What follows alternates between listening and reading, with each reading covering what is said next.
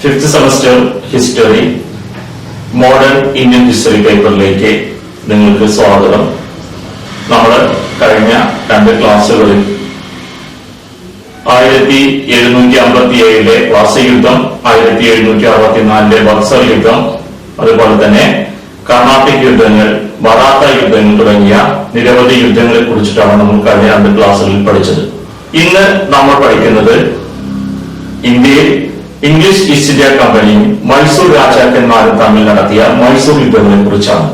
ചരിത്രത്തിൽ 4 മൈസൂർ യുദ്ധങ്ങളാണ് രേഖപ്പെടുത്തി വെച്ചിട്ടുള്ളത്.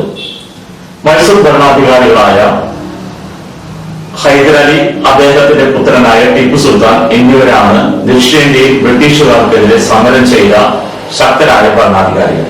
ഒന്നാമത്തെ മൈസൂർ യുദ്ധത്തിൽ വൻ വിജയം നേടാൻ ഹൈദരാലിക്ക് സാധിച്ചു. ഇംഗ്ലീഷ് ഈസ്റ്റ് ഇന്ത്യ കമ്പനിക്ക് ഏറ്റ വലിയൊരു പരാജയമായിരുന്നു ഒന്നാമത്തെ മൈസൂർ യുദ്ധം. നിരവധി സ്ഥലങ്ങൾ ബ്രിട്ടീഷ് ഈസ്റ്റ് ഇന്ത്യ കമ്പനിക്ക് യുദ്ധത്തിൽ നഷ്ടപ്പെട്ടു.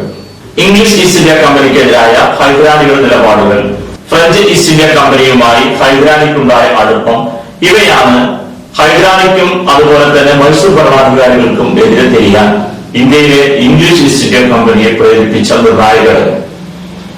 ഒന്നാമത്തെ യുദ്ധത്തിൽ നിരവധി പരാജയമാണ് ഇംഗ്ലീഷ് ഈസ്റ്റ് ഇന്ത്യ കമ്പനി ഏറ്റുവാങ്ങിയത്. വളരെയധികം സ്ഥലങ്ങൾ അവർക്ക് നഷ്ടപ്പെട്ടു. തുടർന്ന് കുറച്ചു കഴിഞ്ഞ് 2ാം മൈസൂർ യുദ്ധം ആരംഭിച്ചു. 2ാം മൈസൂർ യുദ്ധത്തിന്റെ കാലഘട്ടത്തിൽ ഹൈദരാലി എന്ന രാജാവിനെ അസുഖബാധിതനാവുകയും അദ്ദേഹം അസുഖത്തിൽ മരിക്കുകയും ചെയ്തു.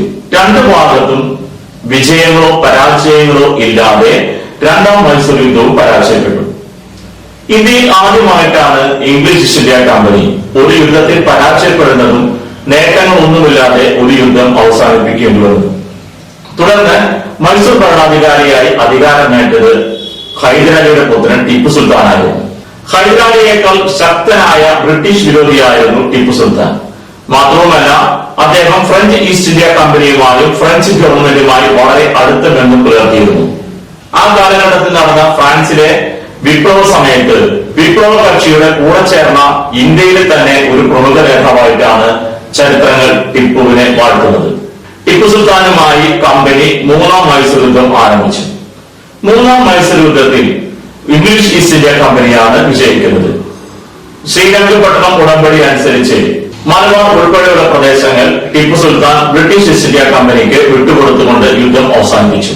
ദക്ഷിണേന്ത്യയിൽ മൈസൂർ രാജാക്കന്മാരുടെ ശക്തി എന്നേക്കുമായി ഇല്ലാതാക്കാൻ വേണ്ടി English East India company Tipu സുൽത്താനോട് വീണ്ടും യുദ്ധം പ്രഖ്യാപിച്ചു. ഇത് 4ാം മൈസൂർ യുദ്ധം എന്ന പേരിൽ ചരിത്രത്തിൽ അറിയപ്പെടുന്നു.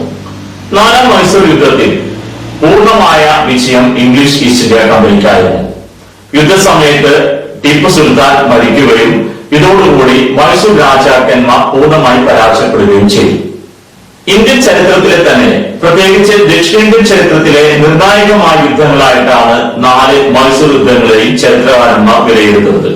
ആദ്യത്തെ 2 യുദ്ധത്തിലും ഇംഗ്ലീഷ് ഈസ്റ്റ് ഇന്ത്യ കമ്പനി എന്ന ബ്രിട്ടീഷ് കമ്പനിക്കും അവരുടെ വളരെയധികം ഉയർന്ന പുതിയതായ ആയുധങ്ങൾക്കോ ഒന്നും തന്നെ ഇന്ത്യയിലെ രാജാവിനെതിരെ യുദ്ധത്തിൽ വിജയിക്കാൻ സാധിച്ചില്ല എന്നതാണ് 1ഉം 2ഉം മൈസൂർ യുദ്ധങ്ങളുടെ പ്രത്യേകത. 3ഉം 4ഉം മൈസൂർ യുദ്ധങ്ങളിലാണ് ചെറുതായിട്ടെങ്കിലും കമ്പനി വിജയിക്കുന്നത്. എന്നാൽ 4ാം യുദ്ധത്തിൽ വിജയിച്ചതോടെ ദക്ഷിണേന്ത്യയിലെ എല്ലാ രാജാക്കന്മാരെയും അടിച്ചമർത്തുന്ന ഒരു വിഭാഗമായി ഇംഗ്ലീഷ് ഈസ്റ്റ് ഇന്ത്യ കമ്പനി മാറുന്നു. പിന്നീട് ദക്ഷിണേന്ത്യയിലെ എല്ലാ സ്ഥലങ്ങളിലും ഇംഗ്ലീഷ് ഈസ്റ്റ് ഇന്ത്യ കമ്പനിയുടെ പ്രാധാന്യം നിലനിൽക്കുന്നു. ചരിത്രത്തിൽ വളരെയധികം ഓർമ്മിക്കപ്പെട്ട 2 ധീരസാഹസികരായിട്ടാണ് ചരിത്രകാരന്മാർ ഹൈദരാലിയെയും ടിപ്പു സുൽത്താനെയും രേഖപ്പെടുത്തുന്നത്. ഇംഗ്ലീഷ് ഈസ്റ്റ് ഇന്ത്യ കമ്പനിക്കെതിരെ ശക്തിയുക്തം പടനയിച്ച് അവർക്കെതിരെ വിജയം നേടിയ ഭരണാധികാരികളായിട്ടാണ് ചരിത്രത്തിൽ ഹൈദരാലി, ടിപ്പു സുൽത്താൻ എന്നിവർ അറിയപ്പെടുന്നത്. ഇനി നമുക്ക് പഠിക്കാനുള്ളത് സിഖ് യുദ്ധങ്ങളെ കുറിച്ചിട്ടാണ്. ഇന്ത്യയിലെ പ്രത്യേക മതവിഭാഗമാണ് സിഖ് മതം. മഹാരാജ രഞ്ജിത് സിംഗ് എന്ന പ്രശസ്തനായ ഭരണാധികാരിയുടെ കീഴിൽ ഇന്നത്തെ പഞ്ചാബ് ഉൾപ്പെടുന്ന സിഖ് സമൂഹം ശക്തമായ രാജ്യമായി മാറിയിരുന്നു. എന്നാൽ അദ്ദേഹത്തിന്റെ കാലഘട്ടത്തിന് ശേഷം പിന്നീട് വന്ന ഭരണാധികാരികൾക്കിടയ്ക്ക് അനൈക്യമുണ്ടാവുകയും രാജ്യം ഒരു നിലനിൽപ്പിനെ പോലും ഭീഷണി നേരിടുകയും ചെയ്തു. ഈ കാലഘട്ടത്തിലാണ് ഇംഗ്ലീഷ് ഈസ്റ്റ് ഇന്ത്യ കമ്പനി സിഖുകാരുമായി യുദ്ധം പ്രഖ്യാപിക്കുന്നത്. ചരിത്രത്തിൽ 2 സിഖ് യുദ്ധങ്ങളെ കുറിച്ചിട്ടാണ് പറയുന്നത്. ഒന്നും രണ്ടും സിഖ് യുദ്ധത്തിൽ ബ്രിട്ടീഷ് ഈസ്റ്റ് ഇന്ത്യ കമ്പനിക്കാരുടെ വിജയം. ശക്തമായ നേതൃത്വമോ അതുപോലെ തന്നെ ശക്തമായ സൈന്യമോ ഇല്ലാതിരുന്നതാണ് സിഖ് വിഭാഗം ജനങ്ങളുടെ പരാജയത്തിന് വഴിയൊരുക്കിയത്. സിഖ് യുദ്ധ വിജയത്തോടെ ഇന്ത്യയിലെ കിഴക്കൻ ഭാഗങ്ങളിലും തങ്ങളുടെ സാന്നിധ്യം ശക്തമാക്കാൻ ബ്രിട്ടീഷ് ഈസ്റ്റ് ഇന്ത്യ കമ്പനിക്ക് സാധിക്കുന്നു. ഇനി നമ്മൾ പഠിക്കാൻ പോകുന്നത് ഇന്ത്യയിലെ ചില ബ്രിട്ടീഷ് വൈസ്രോയിമാരെ കുറിച്ചിട്ടാണ്. ഇന്ത്യയിൽ സാമ്രാജ്യ വികസനം നടത്തിയ രണ്ട് പ്രശസ്തരായ വൈസ്രോയിമാരാണ് lord Wellesley and lord Dalhousie. Wellesley പ്രഭുവിന്റെ സൈനിക സഹായ വ്യവസ്ഥ മൂലം നിരവധി രാജ്യങ്ങൾ ബ്രിട്ടീഷ് ഭരണത്തിന് കീഴിലായി.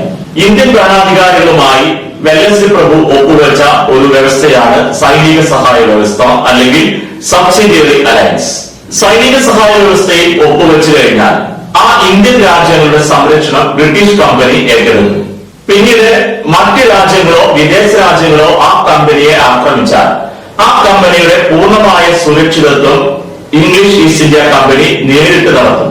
അതിന് പകരമായി ഓരോ ഇന്ത്യൻ നാട്ടുരാജ്യവും ഒരു ബ്രിട്ടീഷ് സൈന്യത്തെ ആ രാജ്യത്തിൽ താമസിപ്പിക്കണം. ആ രാജ്യത്തെ സൈന്യത്തെ പിരിച്ചുവിടണം. ഒരു നിശ്ചിത സംഖ്യ ബ്രിട്ടീഷ് ഗവൺമെന്റിലേക്ക് കൊടുക്കണം. ഇതായിരുന്നു സൈനിക സഹായ വ്യവസ്ഥയുടെ പ്രധാനപ്പെട്ട തീരുമാനങ്ങൾ. ഒരുപാട് ഇന്ത്യൻ നാട്ടുരാജ്യങ്ങൾ സൈനിക സഹായ വ്യവസ്ഥയിൽ അംഗങ്ങളായി.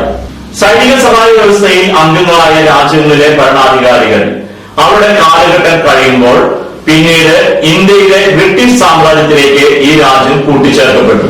സ്വന്തമായി സൈന്യമില്ലാത്ത രാജാക്കന്മാരുടെ പ്രാധാന്യം ഇതോടുകൂടി നഷ്ടപ്പെടുന്നു. വിദേശ രാജ്യങ്ങളിൽ നിന്നും സംരക്ഷിക്കും എന്ന പേര് പറഞ്ഞ് അല്ലെങ്കിൽ അയൽ രാജ്യങ്ങളിൽ നിന്നും സംരക്ഷിക്കും എന്ന പേര് പറഞ്ഞ് സ്വന്തം സൈന്യത്തെ ഇല്ലാതാക്കിയ ഭരണാധികാരികൾ, ഒരു വലിയ ബ്രിട്ടീഷ് സൈന്യത്തെ സ്വന്തം രാജ്യത്ത് നിലനിർത്തുന്ന ഭരണാധികാരികൾ, ഒരു വലിയ സംഖ്യ ബ്രിട്ടീഷുകാർക്ക് കൊടുത്ത ഭരണാധികാരികൾ എല്ലാം തന്നെ സ്വന്തം നിലനിൽപ്പ് അപകടത്തിലാക്കുകയായിരുന്നു ചെയ്തത്. ഇതോടെ സൈനിക സഹായ വ്യവസ്ഥയിൽ അംഗങ്ങളായ രാജ്യങ്ങൾ ക്രമേണ ആ ഭരണാധികാരിയുടെ കാലഘട്ടത്തിന് ശേഷം ബ്രിട്ടീഷ് ഇന്ത്യൻ സാമ്രാജ്യത്തിലെ രാജ്യങ്ങളായി മാറി. ഒരു യുദ്ധവും ചെയ്യാതെ യാതൊരു നഷ്ടവുമില്ലാതെ നിരവധി രാജ്യങ്ങൾ ഇത്തരത്തിലുള്ള സൈനിക സഹായ വ്യവസ്ഥയിലൂടെ ഇന്ത്യയുടെ ഭാഗമാക്കി മാറ്റിയത്, ബ്രിട്ടീഷ് ഇന്ത്യയുടെ ഭാഗമാക്കി മാറ്റിയത് ലോർഡ് വെല്ലസ്ലിയുടെ സബ്സിഡിയറി അലയൻസ് അല്ലെങ്കിൽ സൈനിക സഹായ വ്യവസ്ഥയാണ്. ഇന്ത്യൻ നാട്ടുരാജ്യങ്ങളെ ബ്രിട്ടീഷ് സാമ്രാജ്യത്തിലേക്ക് ചേർത്ത മറ്റൊരു ഭരണാധികാരിയായിരുന്നു ലോർഡ് ഡൽഹൌസി പ്രഭു. ഇതിനായി ഡൽഹൌസി പ്രഭു ആവിഷ്കരിച്ച് നടപ്പിലാക്കിയ ഒരു സിദ്ധാന്തമായിരുന്നു ഡോക്ട്രിൻ ഓഫ് ലാപ്സ്, ദത്തവകാശ നിരോധന നയം. ഏതെങ്കിലും ഒരു ഇന്ത്യൻ നാട്ടുരാജ്യത്തിലെ ഭരണാധികാരികൾക്ക് അനന്തരാവകാശങ്ങളില്ലാതെ മരണമടയുകയാണെങ്കിൽ ആ രാജ്യം ബ്രിട്ടീഷ് ഇന്ത്യയുടെ ഭാഗമാണെന്ന് ഉള്ള പ്രഖ്യാപനമാണ് ഡോക്ട്രിൻ ഓഫ് ലാപ്സ് അല്ലെങ്കിൽ ദത്തവകാശ നിരോധന നയം എന്ന് പറയുന്നത്. സാധാരണയായി ഇന്ത്യയിലെ നാട്ടുരാജാക്കന്മാർക്ക് മക്കളില്ലെങ്കിൽ അവർക്ക് ഇഷ്ടമുള്ള വ്യക്തികളെ അടുത്ത ഭരണാധികാരികളായി തിരഞ്ഞെടുക്കാൻ രാജാക്കന്മാർക്ക് അവകാശവും അധികാരവും ഉണ്ടായിരുന്നു. എന്നാൽ ഡൽഹൌസി പ്രഭുവിന്റെ ഡോക്ട്രിൻ ഓഫ് ലാപ്സ് അല്ലെങ്കിൽ ദത്തവകാശ നിരോധന നയം എന്ന ഈ ഒരൊറ്റ നയം കൊണ്ട് ഇന്ത്യയിലെ നാട്ടുരാജാക്കന്മാർക്ക് തങ്ങളുടെ അനന്തരാവകാശികളെ പ്രഖ്യാപിക്കാനുള്ള അധികാരം നഷ്ടപ്പെട്ടു. ഝാൻസിയിലെ റാണി ലക്ഷ്മി ബായിയുടെ സാമ്രാജ്യം ഉൾപ്പെടെ ഇന്ത്യയിലെ പല പ്രമുഖമായ നാട്ടുരാജ്യങ്ങളും ഇന്ത്യൻ യൂണിയന്റെ ഭാഗമായി തീർന്നത് ലോർഡ് ഡൽഹൌസിയുടെ ഡോക്ട്രിൻ ഓഫ് ലാപ്സ് അല്ലെങ്കിൽ ദത്തവകാശ നിരോധന നയം എന്ന ഒരൊറ്റ നയം കൊണ്ടാണ്. ദത്തവകാശ നിരോധന നയം, സൈനിക സഹായ വ്യവസ്ഥ, ഇത്തരത്തിലുള്ള നയങ്ങൾ പ്രഖ്യാപിച്ചിട്ടും ഈ നയങ്ങളിൽ ഒന്നും തന്നെ ഉൾപ്പെടാതിരുന്ന ഒരു രാജ്യമായിരുന്നു ഇന്ത്യയിലെ ഔധ് എന്നുള്ള നാട്ടുരാജ്യം. വളരെ പ്രശസ്തമായിരുന്നു ഔധ് എന്നുള്ള നാട്ടുരാജ്യം. സാമ്പത്തികമായി വളരെയധികം ഉയർന്ന ഒരു നാട്ടുരാജ്യമായിരുന്നു.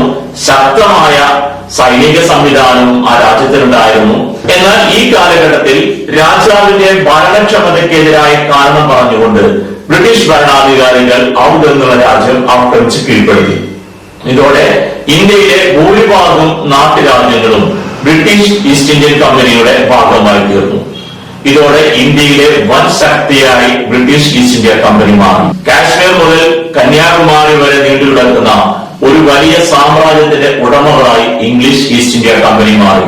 ഇന്ത്യയിലെ പാവപ്പെട്ട രാജാക്കന്മാരും ജനങ്ങളും ഇംഗ്ലീഷ് ഈസ്റ്റ് ഇന്ത്യ കമ്പനിക്ക് കീഴിൽ മാത്രം പ്രവർത്തിക്കുന്ന അടിമകളായി മാറാൻ തുടങ്ങിയത് ഈ കാലഘട്ടം മുതൽക്കാണ്.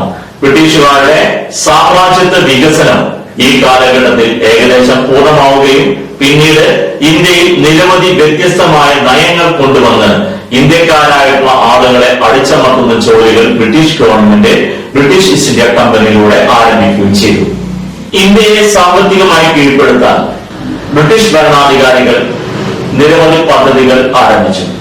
അതിൽ പ്രധാനപ്പെട്ട പദ്ധതികളാണ് ബ്രിട്ടീഷുകാരുടെ നികുതി പരിഷ്കരണങ്ങൾ.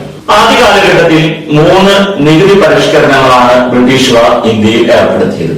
അതിലൊന്നാണ് പെർമനന്റ് സെറ്റിൽമെന്റ് അഥവാ ശാശ്വത ഭൂനികുതി വ്യവസ്ഥ.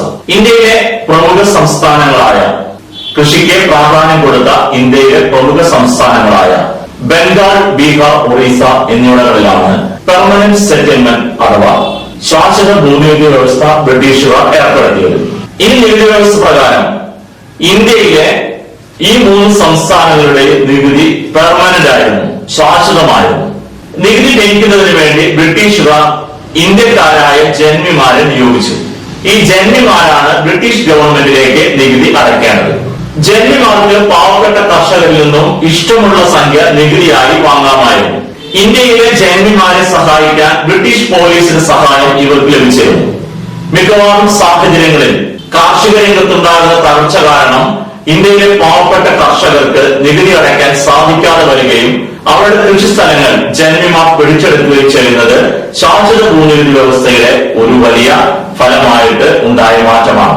എന്നാൽ ബ്രിട്ടീഷുകാരെ സംബന്ധിച്ചിടത്തോളം അവരുടെ നികുതി പെർമനന്റ് ആയി ബ്രിട്ടീഷ് ഗവൺമെന്റിന്റെ അക്കൗണ്ടിലേക്ക് എത്തിയിരുന്നു. കാരണം ആ നികുതി അടയ്ക്കുന്നത് ജന്മിമാരാണ്. നികുതി അടയ്ക്കുന്നതിൽ എന്തെങ്കിലും വീഴ്ചകൾ പറ്റിയാൽ ആ ജന്മിമാരെ ബ്രിട്ടീഷുകാർ മാറ്റിയിരുന്നു. അങ്ങനെ ഇന്ത്യയിൽ ഒരു ജന്മി സമൂഹം ഉയർന്നു വരാൻ ഈ ഒരു നികുതി വ്യവസ്ഥ ഇടയാക്കി. എപ്പോഴും ബ്രിട്ടീഷുകാരെ മാത്രം താല്പര്യമുള്ള അല്ലെങ്കിൽ ബ്രിട്ടീഷുകാരെ മാത്രം പിന്തുണയ്ക്കുന്ന ഒരു വിഭാഗത്തെ ഉയർത്തിയെടുക്കുകയായിരുന്നു ഈ ശാശ്വത ഭൂനികുതി വ്യവസ്ഥയിലൂടെ ബ്രിട്ടീഷുകാർ ചെയ്തത്. ഇന്ത്യയിലെ പാവപ്പെട്ട സാധാരണക്കാരെ കർഷകരെ സംബന്ധിച്ചിടത്തോളം ഏറ്റവും പ്രയാസങ്ങൾ നേരിട്ടിരുന്ന ഒരു നികുതി വ്യവസ്ഥയായിട്ടാണ് ഈ ശാശ്വത ഭൂനികുതി വ്യവസ്ഥ അറിയപ്പെട്ടിരുന്നത്. അതേസമയം ബ്രിട്ടീഷ് ഗവൺമെന്റിനെ സംബന്ധിച്ചിടത്തോളം അവരുടെ നികുതി വരുമാനങ്ങളിലും സാമ്പത്തിക കാര്യങ്ങളിലും നിർണായക നേട്ടങ്ങൾ ഉണ്ടാക്കാൻ ഈ നികുതി വ്യവസ്ഥയിൽ സാധിക്കുകയും ചെയ്തു.